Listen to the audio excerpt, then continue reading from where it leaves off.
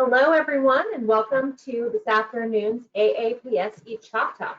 Today's Eat Chalk Talk is brought to us by Somru Bioscience. You may submit questions at any time throughout the program by entering them into the questions box of the GoToWebinar platform. It is my pleasure to introduce our moderator today, Meletios Roussis, Chief Operating Officer of Somru Bioscience. Meletios, the floor is yours. Thank you, and thanks to AAPS for hosting us for this webinar. My name's Meletios. I'm Chief Operating Officer here at Somru Bioscience. Just want to give a short introduction to who we are and what we do. Somru is a company that was established about 12 years ago, and we've grown into some different business areas. One is our bioanalytical CRO business that we're focusing on today, and want to share some of our capabilities with our proprietary Amplatto platform that Will's going to talk about. And just to say that we also are a GLP bioanalytical lab for CRO services. So with that said, I'll turn it over to Wildemar Carvalho, who's our bioanalytical principal investigator, and is going to present today about our Amplatto platform. Off to you, Will. Right, thank you, Meletios. So thank you everyone for being here today. The title of my presentation is Ultrasensitive Bioanalysis and Machine Learning Case Studies. The learning objective of our section are ultrasensitive technology platforms, nanoparticle-enabled immuno-PCR, how we can reduce capital investment and prevent rework of existing immunoassay, and finally, how we can use machine learning augmented design of experiment, DOE for short, to deliver robust immunoassay methods. Here's my biography, so a little bit about myself. I'm a bioanalytical principal investigator at Somru Bioscience. My work involves immunoassay development, validation, and clinical sample analysis to support biosimilar development. I also lead cutting-edge research projects focused on the development of ultrasensitive technologies based on immuno-PCR, which is my topic of my presentation here today. Here is my info. It will be also displayed at the end of the presentation. Please feel free to contact me for any question or suggestions.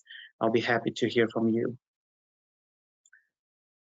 Here's an outline of my presentation. So first, I'm going to give you a little introduction. Then we're going to talk about Amplatto technology, what it is and how it works, followed by 2 case studies. Then we'll discuss about Amplatto and DOE and how we can combine DOE and machine learning to speed up optimization and deliver faster ultrasensitive assays. All right, so you all here are experts in immunoassays, so you all know the importance to have ultrasensitive assay. Current available ultrasensitive technologies require significant capital investment.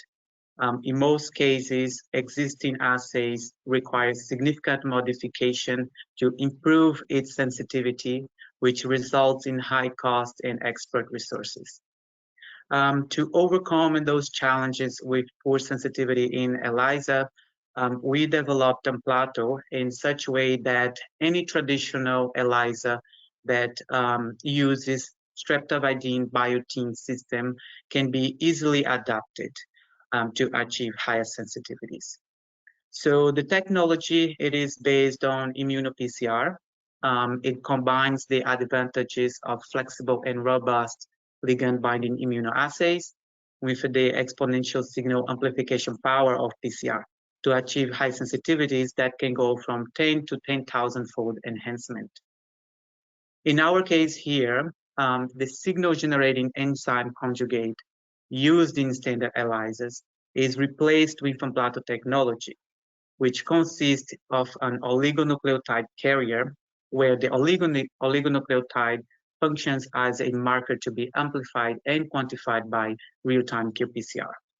So in here, we have a demonstration of a traditional sandwiched ELISA, where we have our target analyte sandwiched between a capture antibody and a bioaccumulated detection antibody. So in a normal ELISA, we would introduce our conjugate, right, streptavidin HRP in there. But in Amplatto, we substitute this conjugate to functionalize nanoparticles. So again, those nanoparticles, they carry 100 copies of oligonucleotides. And I just would like to point out that this is our Amplatto technology. So after those nanoparticles, they are immobilized on the plate due to the presence of our target analyte. We release these oligonucleotides from these particles, where every single copy is used as a template, which is then exponentially amplified and quantified by real-time qPCR. So this figure here, it is showing amplification curves for the recovered oligonucleotides as a function of human IgG concentration. So in this case here, our target analyte is human IgG. And its concentration was varied from 1.3 nanomole down to 85 femtomoles. As you can see from the amplification curves, we have a relationship between the curves and the concentration of human IgG in our samples. I'm not going to go into really detail on these amplification curves, but I'd like to let you know that the data analysis, after we get these curves, the data analysis is performed using an in-house developed tool. And for simplicity, all the results that I'm going to show in here for Amplatto technology, they will be presented as Amplatto units, which is pretty much the signal obtained from our blank well minus the signal obtained from the sample wells times 100. So this slide here shows a workflow comparison between a traditional ELISA and Amplatto.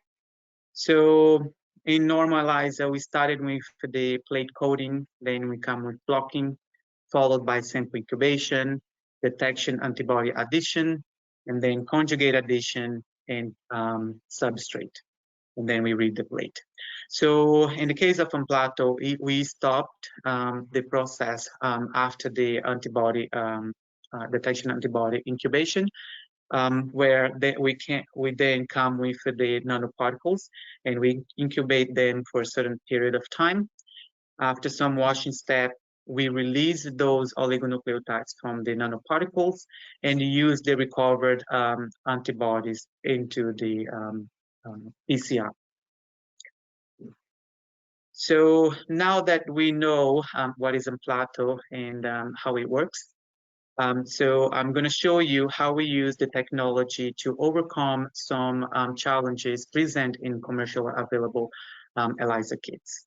So in this first case study, we had a commercial kit to quantify C5a, complement C5a, which is a powerful inflammatory mediator. It's a very small protein, around 11 kDa. The commercial available kit, it had an LOD around 200 picogram per mil. So our challenge here was that the client wanted to use an ELISA method to quantify C5a, and this sensitivity needed to be improved to 40 picogram per mil or below that. So our strategy here was to improve the sensitivity and assay robustness by converting the method into Amplatto. And the tactics that we use was pretty much a plug and play approach with a brief optimization to reduce background noise and also utilizing standard nanoparticles with optimized oligonucleotide conditions. So we have already optimized the concentration for the particles, its incubation time, and also all the PCR reaction conditions. So you don't need to worry about these parameters.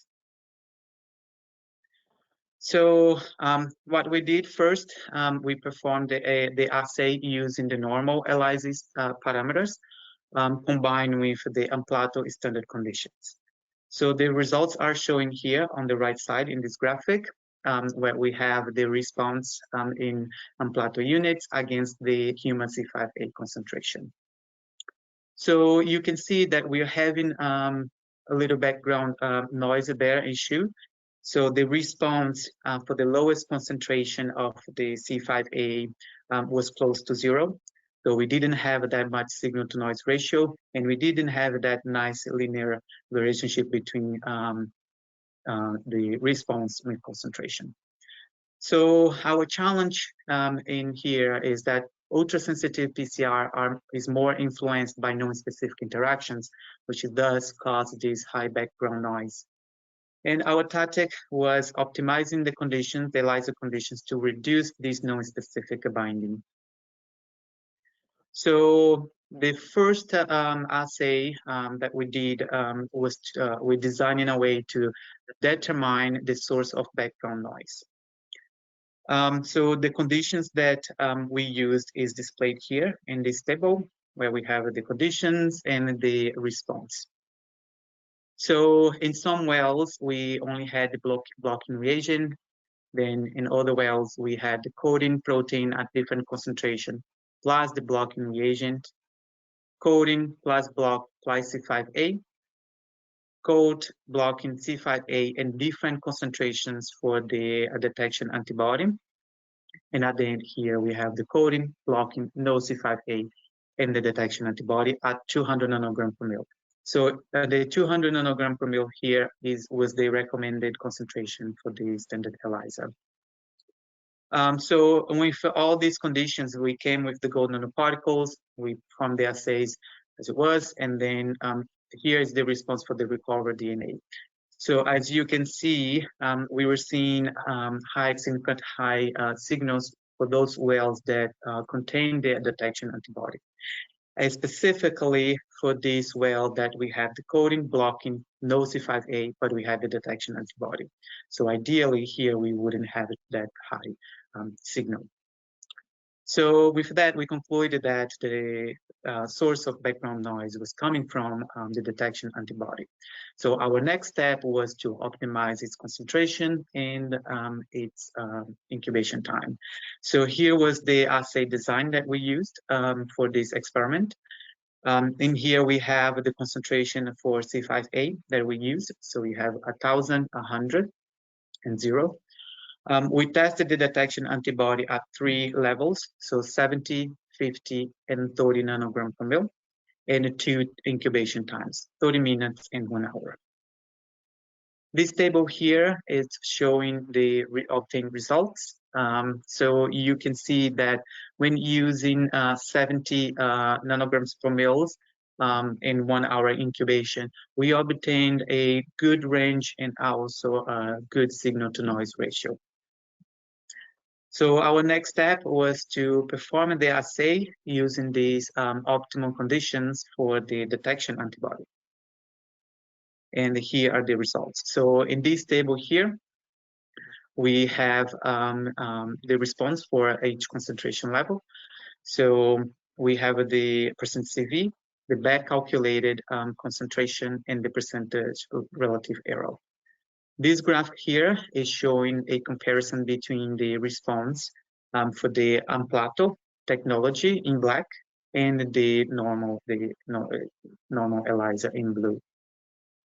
So you can see that the assay was precise, so relatively low percent CV. It was also accurate based on the relative error.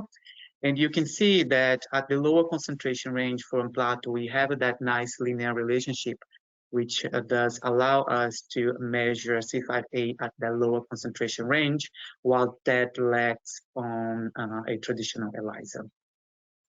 And here our obtained calculated LOD was 13 picogram per ml. So in conclusion, for this case study, we could improve the sensitivity down to 13 picogram per ml. We kept a similar workflow to the existing method, and all the other assay parameters were improved or maintained. So in the interest of time, I won't go into details of the second case study, but I wanted to show you how we use Amplatto to improve the quantification of a target protein in serum and cerebrospinal fluid, CSF for short. So the challenge here is that CSF is only available in very small volume. So in this case, you do need a high sensitivity assay. Also, this target protein is to be measured in 2 different disease models, and we were expecting interference from these 2 disease models. So this slide here is showing the measured concentration for this target protein in serum for different subjects. So we have here samples against the concentrations. And this was done by 3 different methods. So in the first one here, we have the colorimetric method. Second, we have the electrochemiluminescent method, and later Amplatto. As you can see, Amplatto had showed 62,000 and 5,000 improvement in sensitivity compared to the colorimetric and ECL method, respectively. Now, when we go to the CSF, which the data is showing in here, so the measured concentration for the target protein using the ECL method in Amplatto. We didn't evaluate it using the colorimetric method because it was already showing very poor LOQ, so we didn't analyze that in this study.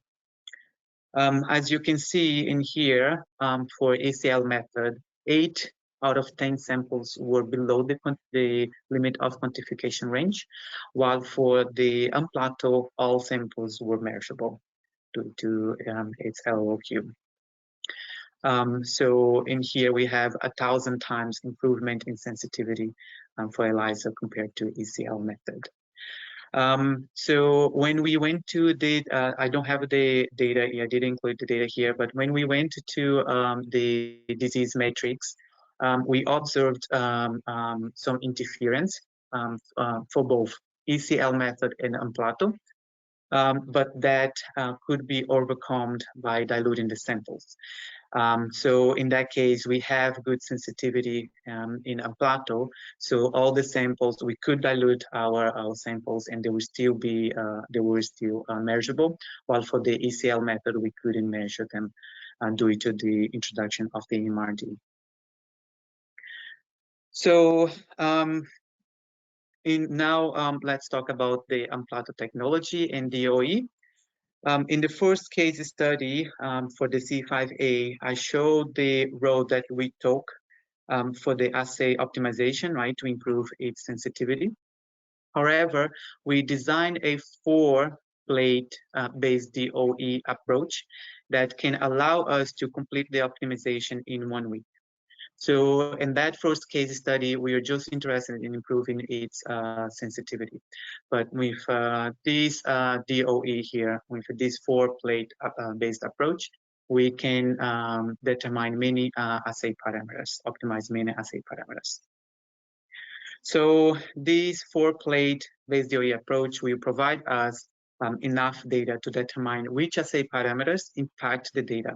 And in this case, we can provide you a robust method with better sensitivity. So this slide here is showing the design for 1 plate, which I'm going to explain. The first top rows, they are coded with the recommended coding protein concentration, which is the normal ELISA. And the bottom 4 rows, they are coded with a lower concentration of the coding protein. On the half left side of the plate, we block the plate using the normal blocking buffer that comes with the ELISA. And in the half right side of the plate, we block the plate using our recommended blocking buffer. So then we also test 3 levels for the detection antibody. So we're starting with the recommended concentration and then down 3 folds. So this plate here for the samples, we tested the samples at the ULOQ and the LQC because we are also interested in that range. In this plate here, we have the incubation for those samples as the recommended by the standard ELISA with a low MRD. But in the second plate in here, as you can see, we keep the same high sample incubation, but we increase the MRD. So in this case here, we can also optimize for MRD if we see any interference, matrix interference. So on the third plate, we decrease the sample incubation using the recommended MRD. And in fourth plate, we used low sample incubation time with high MRD. So I would like to take this opportunity talking about the DOE to let you know that if you have any assay that you're interested in optimizing, getting better sensitivity or overcome, background issues, so you can ship the reagents to us. You have my email at the end of the slide. Please contact us. You can send the reagents to us and we will optimize the assay for you with no cost. So now how we combine DOE with machine learning, right?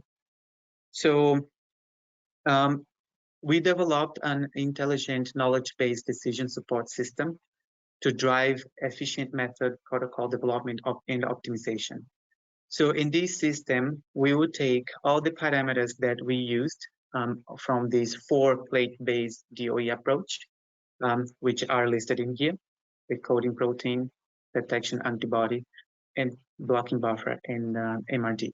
So we input into the system all those variable parameters, and the system will optimize for us based on signal-to-noise ratio, range, and precision.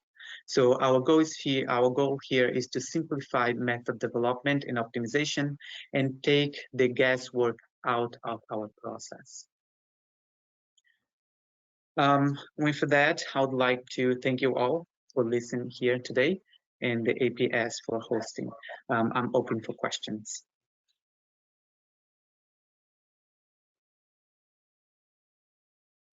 Thanks, Will. I'll start us off. This is Miletios. Could you talk a little bit about the background issues that you see and the causes, and a little bit about your optimization around those issues? Yes. So in all the assays that we have optimized, we have adapted to Amplatto, we've always seen these high background issues. And this is because when we run in an ELISA, we want to use high reagent concentrations in order, to get some signal. So Amplatto is a highly sensitive assay, so we do not need to use that high concentration of reagents. So that's where we see a lot of background issues, but we have designed that DOE experiments that I showed you the first plate, where we can use that to really pinpoint where is the background is coming from and get an answer right away on which concentration, which incubation time, any optimized pattern that we should use to overcome that background issue. Thanks, Will. Next question I have is, will other companies or CROs be able to use Amplatto, or will Somru be the only company to run the Amplatto assay? So I'll answer that one. Right now, we're working on Amplatto as a service offering, so we would want to partner with you as a service provider. In the future, our intent is to commercialize the reagent and offer it as a reagent for our clients to use in their own labs. But we don't have a timeline for that yet. So at our current status, it is a service that we would offer. Has this technology been implemented in analyzing human serum samples? The answer to that is yes. We have a client collaborator that had submitted PK data from a clinical study using this technology. Yeah, and so also just to add to that, all those experiments here were also done, in CSF and human serum. So yeah. Thanks, Will. Have you tested the technology for anti-drug antibodies determination? If yes, have you seen any advantages over MSD or ELISA? Is it compatible with the signal to noise? Yeah, we have not yet tested to detect antibodies, ADA, which is a very nice, cool idea. We can try, but yeah, now we are more focused on PK and PD.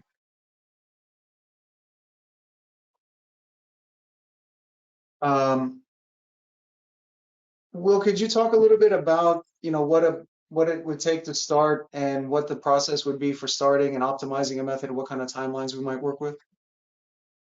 Yeah, so with our DOE, sorry. So we would need a few days of planning, because we need to know what is your assay. So we'll need probably like around 3 days of planning. And when we come with the experiments, we can run all those floor plates in 1 day. So I'm looking there for optimization in 1 week. Thanks, Will. And I think the key thing is the detection is a biotin-streptavidin interaction between the Amplatto reagent and the detection antibodies. That's one thing that we would want to optimize. Yes. But like if you like I was mentioning for the first case study, the client was mainly interested in the improving the sensitivity. But if you're interested, if you have a low volume for the sample and you want to optimize your assay in a way that you can use a higher MRD, but is still getting like that good sensitivity. So this DOE we will cover that. Thanks, Will. Do you perform this under GLP? Yes, we are a GLP lab, and we have the procedures and plans and methods in place to operate under GLPs. Is it applicable for an indirect ELISA as well? Will, what are your thoughts on that? For the indirect ELISA, yeah, as long as it uses the biotin streptavidin system, yeah, it should be okay. Is it possible, or have we seen observations of amplifying DNA in PK samples?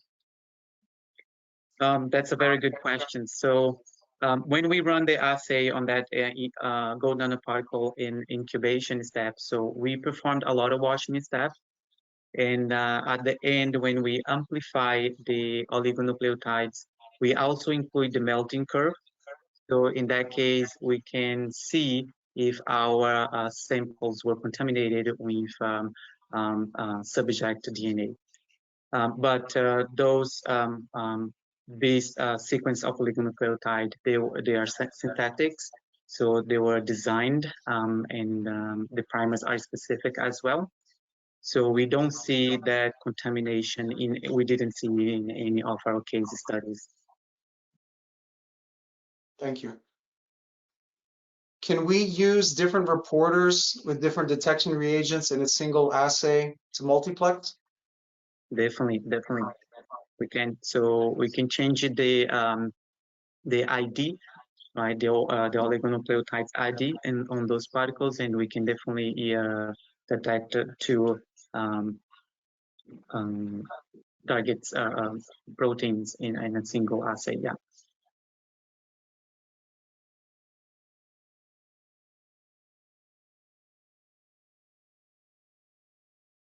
Let's see. Have we done any tissue and tumor analysis? No, we have not. done tissue analysis. It was mainly done using human serums and CSF. Thanks. And then second part of this question is if we have validated the Amplatto assay to GLP level. And we have for a PK assay with our client that I mentioned earlier, that and the data did go into a regulatory submission. So that was a full GLP validation. Yes. And adding to that, so we had a collaborator that submitted to FDA. So the regulators, they are familiar with the data. So it's not going to be something new for them.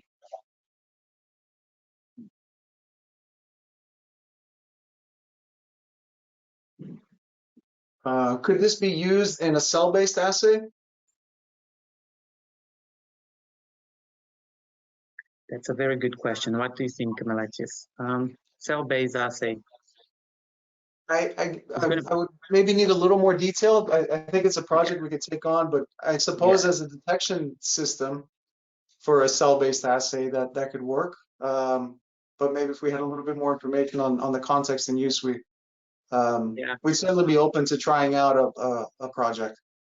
Yeah, in this case, so if we go to cell-based, we will need a more specific primers and probe.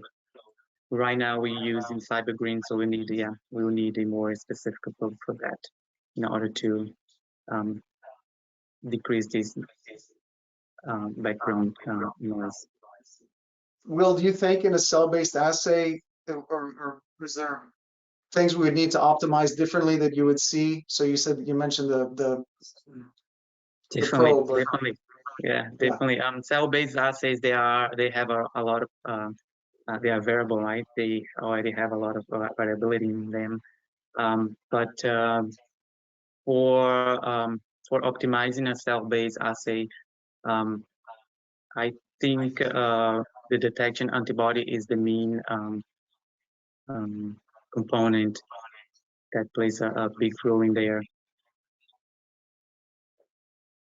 Thanks, Will. So follow up on the GLP question, follow GLP criteria. So in that validation, the question is plus or minus 20% accuracy and the CV expected with the GLP validation. Will, did we meet those criteria in that validation? Sorry, can you repeat the question? So this was by again following up on whether we validated that PK method for use follow GLPs to validate that PK method. Was the criteria of plus or minus 20% for accuracy and CV in that validation? Yeah. Mm-hmm. Yeah. The accuracy and precision, the normal regulations.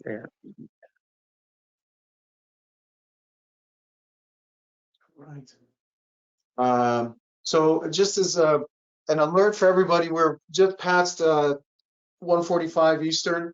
Will and I are happy to answer a few more questions, but just want to give everyone a heads up that the time is a little bit after the 30 minutes that we allocated.